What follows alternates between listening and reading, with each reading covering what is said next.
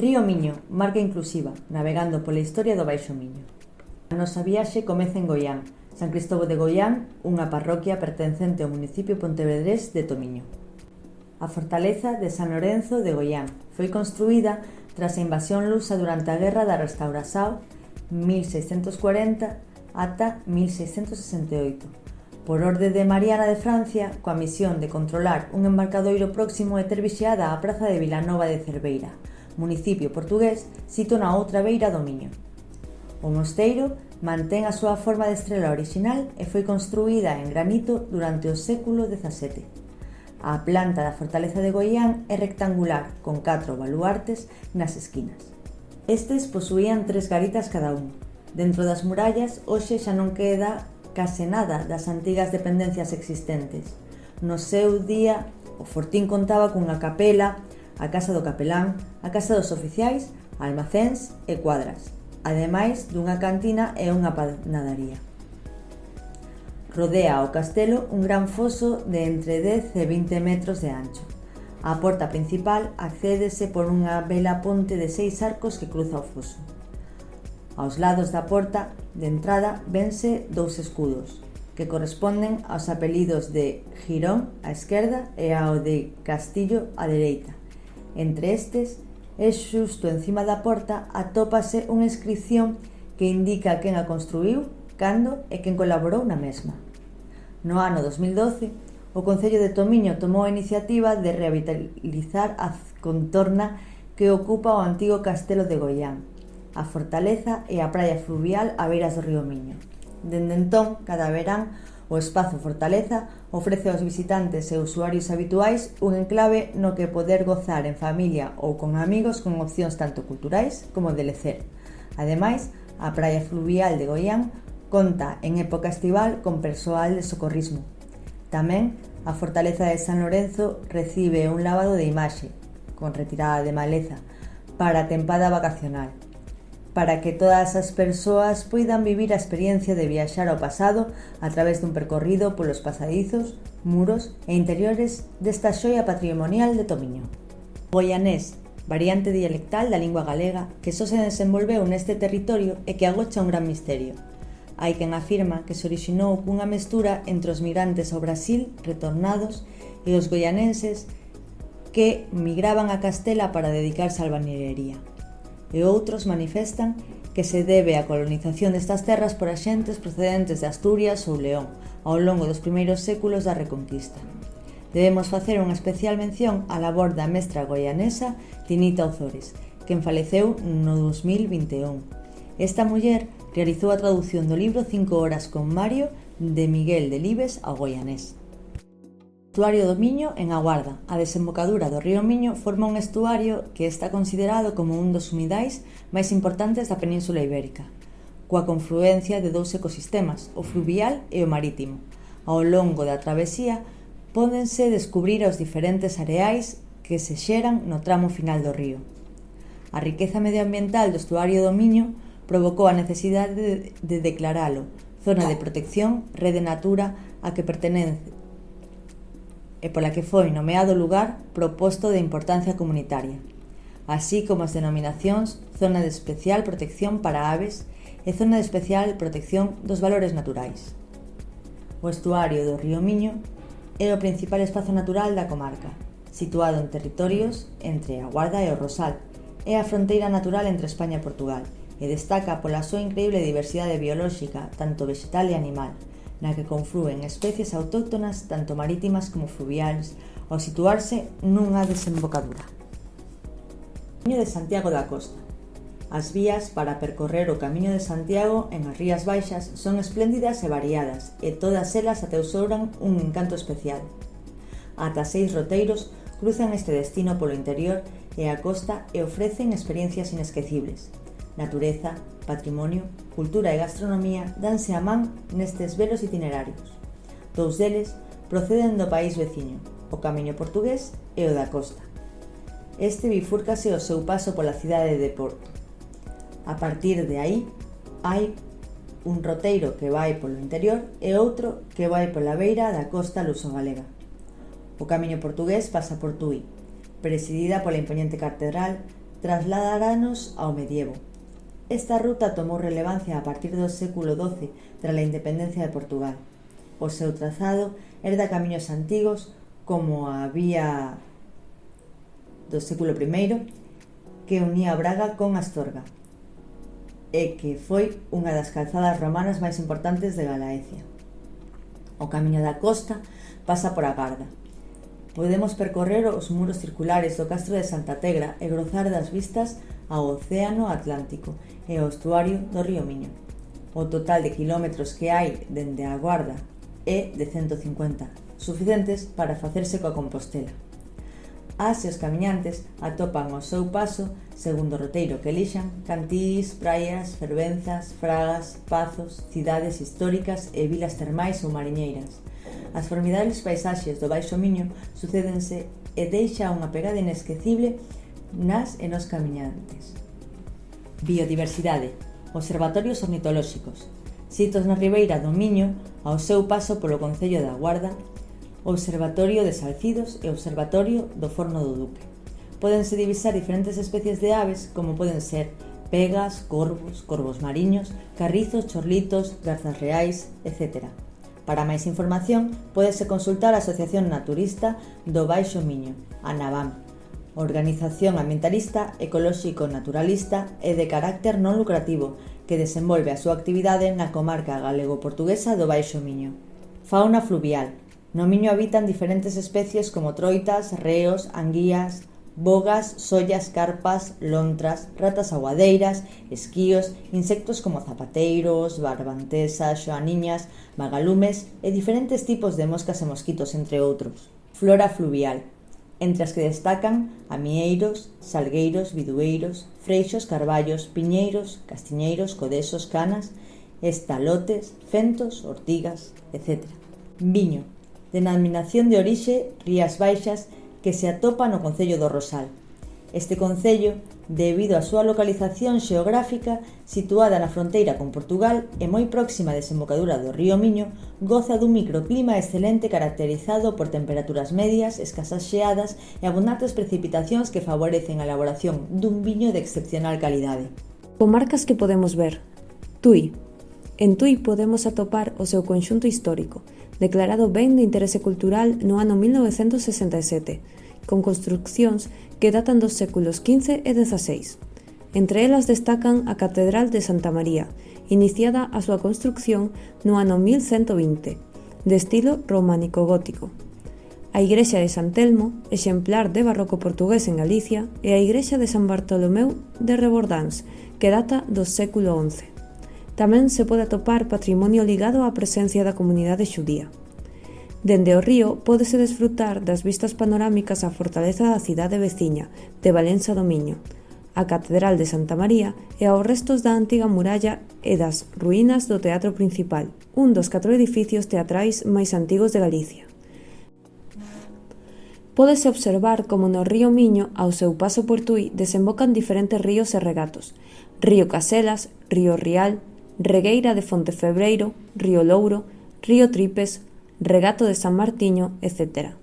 O Miño, ademais de representar unha vía natural de comunicación internacional, actuou históricamente como unha fonte permeable que potenciaba todo tipo de contactos transnacionais, que favoreceron o desenvolvemento económico e social de ambos países, sendo a ponte internacional que une Tui con Valença do Miño a estrutura que facilitou a actividade comercial internacional dende o ano 1885. Pódese desfrutar en Tui tamén do paseo fluvial e do Centro de Interpretación da Natureza do Monte Aloia. Cada 16 de xullo celébrase en Tui a festividade da Virxe do Carme, nuns actos organizados pola Comandancia Naval do Miño. O programa festivo inclúe a celebración da misa solene na Catedral, con posterior procesión dende a Praza de San Fernando ata a propia Comandancia, onde a imaxe da Virxe do Carmen embarca a bordo do patrulleiro Cabo Fradera. Iníciase así a procesión fluvial na que tamén participa o patrulleiro portugués Río Miño, así como a embarcacións de pesca, deportivas e recreativas. Ao cruzar por debaixo da bella ponte internacional, miles de pétalos voan por riba da Virxe do Carmen. Valença, cidade situada fronte ao municipio de Tui, podemos atopar a súa maravillosa fortaleza, unha das principais fortificacións militares de Europa, cuns 5 km de muralla. Trátase dunha fortaleza bastionada que data dos séculos XVII e XVIII. O complexo foi restaurado e hoxe é un dos maiores puntos de atracción turística da cidade. Dentro da fortaleza atopamos unha serie de pequenos comercios, restaurantes e cafeterías, o que lle dá un aire moi pintoresco e dinámico. Entre outras construcións, atópase a Igrexa de Santa María dos Anxos, 1276, a Igrexa de Santo Estevo, 1283 ou a Capela do Bon Xesús. Unha curiosa tradición que se celebra todos os anos é o Lanzo da Cruz, entre as parroquias de Sobrada, en Tomiño, e a freguesía de Cristelocobo, en Valença. Celebrada en honra a Santa Cruz e a Virxe María, esta festividade combina ritos relixiosos con festas populares. O acto de lanzar cruces ao aire ou ao río simboliza purificación, renovación e protección divina, e a súa celebración envolve música, bailes, procesións e convivios entre veciños e veciñas. Unha festa chea de simbolismo e cor que reflicte a riqueza cultural e relixiosa da zona. Tomiño. O percorrido polo Miño permitirá apreciar a biodiversidade da illa da Morraceira e da illa da Vaqueriza. A illa da Morraceira, situada fronte á parroquia de Areíñas, é un pequeno illote que se illa completamente cando sobe a marea, formando un canal de aproximadamente 3 metros de ancho, que a separa da senda que une Tomiño con o Rosal. Forma parte da zona de especial conservación, ZEC, Baixo Miño, dentro da Rede Natura 2000. Recentemente, o Concello de Tomiño levou a cabo actuacións de recuperación ambiental na zona, incluindo a plantación de especies autóctonas e a eliminación de especies invasoras. A illa da Vaqueriza, situada fronte á parroquia de Figueiro e preto de Vilanova de Cerveira, é unha illa pequena, de aproximadamente 1 km de longo por 100 metros de ancho, cunha superficie de 10,19 hectáreas. A súa principal actividade histórica foi o pastoreo, de aí o seu nome. Actualmente, forma parte da ZEC Baixo Miño e é un espazo protexido de gran valor ecolóxico. O Monte Tetón é unha das elevacións máis emblemáticas do concello de Tomiño, situado a uns 450 metros de altitude. Dende o seu cume ofrécese unha espectacular panorámica do Val do Miño, da costa atlántica galega e mesmo da veciña Portugal. Atopamos unha ruta arqueolóxica cun observatorio astronómico prehistórico no alto, un dos máis antigos de Galicia, con gravados rupestres que datan da Idade do Bronce. En canto á arquitectura relixiosa, topamos a Igrexa de Santa María de Tomiño, un dos principais monumentos relixiosos do municipio, de estilo románico, con elementos de gran beleza, como o retablo maior e o altar. Foi construída no século XII. A Igrexa de San Vicente de Goián, outro exemplo de arquitectura relixiosa, cunha esbelta torre campanario e un entorno moi pintoresco. É a capela da Nosa Señora das Neves, o Valado, situada nun paraxe natural. É un lugar de devoción para os veciños e unha parada de interese cultural. Ao longo de Tomiño hai varias casas señoriais e pazos que remiten ao pasado nobiliario da zona. Moitos deles son de orixe medieval e barroca, e algúns foron restaurados como hospedaxes ou centros culturais. O Castro de Estás é un asentamento fortificado celta que data do século III a.C. Está situado nun outeiro que ofrece unha das mellores vistas da contorna. Aquí pódense observar os restos das antigas murallas, casas e defensas. Todos os días 13 de cada mes celébrase a Feira da Vila na Praza do Seixo, na que tamén atopamos o mercado municipal, o cal foi reformado para crear un espacio cómodo e accesible tanto para os comerciantes como para os clientes. Conta cunha estrutura moderna que respecta a tradición do mercado, pero ao mesmo tempo adapta as instalacións ás necesidades actuais. En maio celébrase a Feira de Cultivos de Goián, que ten como obxectivo poñer en valor os cultivos tradicionais da zona, ademais de promover a agricultura sostible e a gastronomía local. En Tomiño atopamos as Treboadas, unha das manifestacións culturais, musicais e etnográficas máis características do concello. Trátase dunha agrupación instrumental caracterizada por un instrumento, o bombo de mallada. Vilanova de Cerveira. situada na rexión do Alto Miño, no norte de Portugal, a apenas uns 15 km de Tui, en Galicia. Esta localidade está rodeada por un entorno natural espectacular, cunha rica tradición histórica e cultural que atrae tanto a turistas portugueses como galegos. O centro de Vilanova de Cerveira ten un carácter pintoresco e tradicional, con rúas adoquinadas, casas de fachadas de pedra e prazas que dan testemuña dunha arquitectura típica do noroeste de Portugal. Durante o proceso de reconquista e despois das invasións árabes, Vilanova de Cerveira adquiriu expresión territorial como terras de cervaría. O río Miño asume definitivamente o papel fronteirizo mediante a construcción de puntos fortificados. Hai 3 puntos de referencia: Castelo de Cerveira, Forte de Lobelle e Fortín da Atalaya. Un dos eventos culturais máis importantes que se celebra en Vilanova de Cerveira é a Bienal de Arte de Cerveira, un evento internacional que reúne a artistas de todo o mundo. A Bienal promove a arte contemporánea e ten un forte enfoque na arte pública. Ao longo dos anos, a cidade converteuse nun punto de referencia no mundo das artes visuais, coa participación de artistas de diferentes disciplinas. O Parque de Lacer é un espazo multifuncional que combina natureza, lecer e deporte nun ambiente tranquilo e natural, á beira do río Miño. Ofrece unha ampla variedade de actividades ao aire libre, dende deportes até paseos fluviais, e conta con instalacións que permiten desfrutar dun día en familia ou con amigos ou amigas. O Acuamuseo do Río Miño, situado no Parque de Lacer, ten como obxectivo principal a promoción e divulgación do patrimonio natural e etnográfico asociado á pesca tradicional na conca hidrográfica do Río Miño. A ecopista do Río Miño forma parte dun proxecto de infraestrutura verde que conecta a zona transfronteiriza de Galicia e Portugal no eixo do Río Miño. A ruta ofrece aos usuarios e usuarias a oportunidade de percorrer un itinerario seguro e accesible á beira do río, desfrutando dunha paisaxe espectacular. Está deseñada para ser accesible para todo tipo de usuarias ou usuarios, sendo un camiño sen barreiras para persoas de todas as idades e capacidades. A ecopista é plana e sen grandes desniveis, o que fai ideal para paseos a pé, en bicicleta ou incluso para facer rutas de running. A pesca de sábel é unha das actividades pesqueiras máis tradicionais da zona do río Miño, especialmente na ribeira do Miño que abarca Vilanova de Cerveira.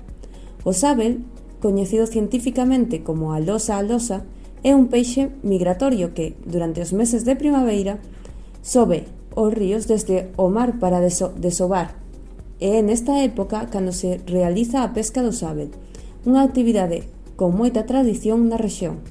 O Rosal.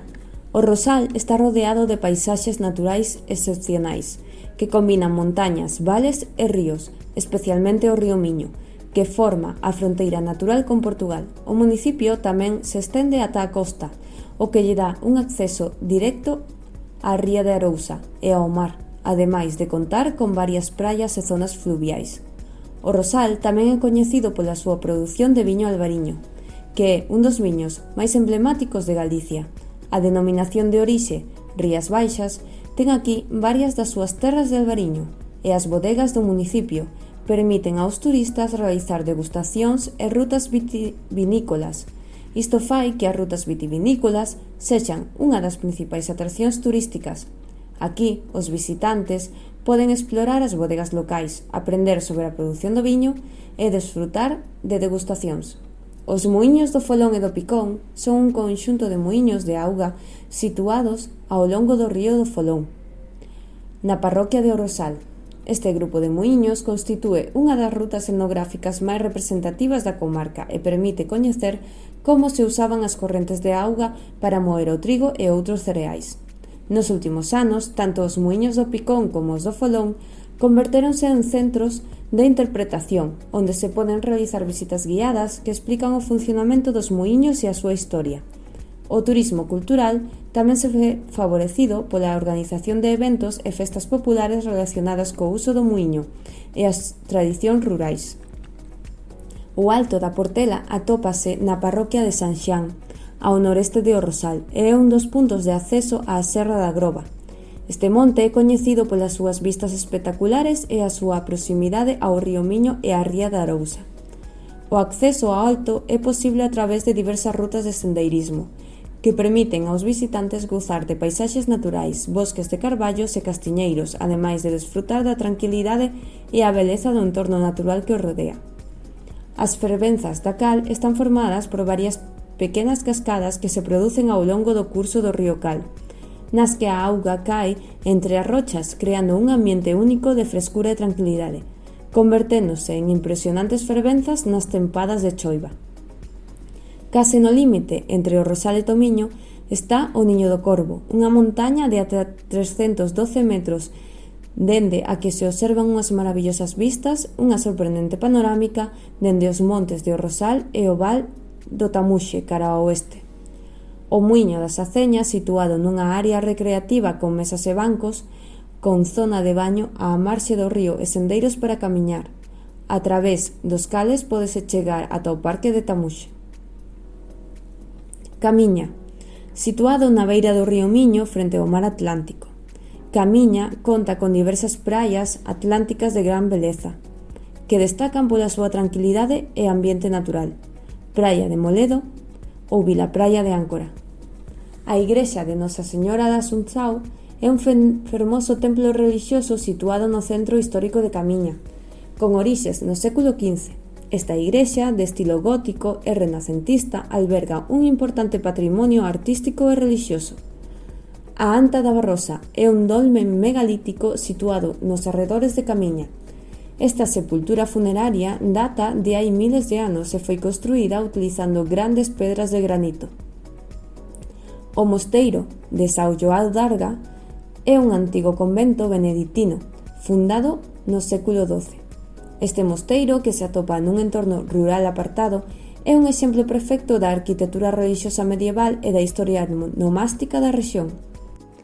A Torre do Reloio é un dos símbolos máis coñecidos de Camiña. Situada no centro histórico da vila, esta torre data do século XVI e foi construída como parte das fortificacións militares da cidade. Actualmente, a Torre do Reloio serve como punto de referencia no casco antigo de Camiña e é un exemplo representativo da arquitectura militar da época. O Monte Calvario é un pequeno outeiro situado ao norte de Camiña, onde se atopa un dos principais lugares de devoción relixiosa. A Vía Sacra, que se estende ao longo do monte, está composta por estatuas e estacións que representan os momentos da Paixón de Cristo. Ao final da ruta atópase a Capela de Calvario, que ofrece unhas vistas impresionantes do municipio e do río Miño. O Forte da Lagarteira é un antigo forte militar que se atopa na beira do río Miño, defendendo a zona fronteiriza entre Portugal e Galicia. Este forte foi construído no século XVII baixo o mandato do rei Pedro II para protexer a vila de Camiña e a súa costa das posibles incursións. O forte ten un enorme valor histórico e militar e actualmente é un lugar interesante para os visitantes e as visitantes interesados e interesadas na historia militar de Portugal. A praia fluvial das Aceñas, de Vilar de Mouros, é unha praia situada no río Coura, un afluente do Miño, e está localizada na aldea de Vilar de Mouros, que pertence ao municipio de Camiña.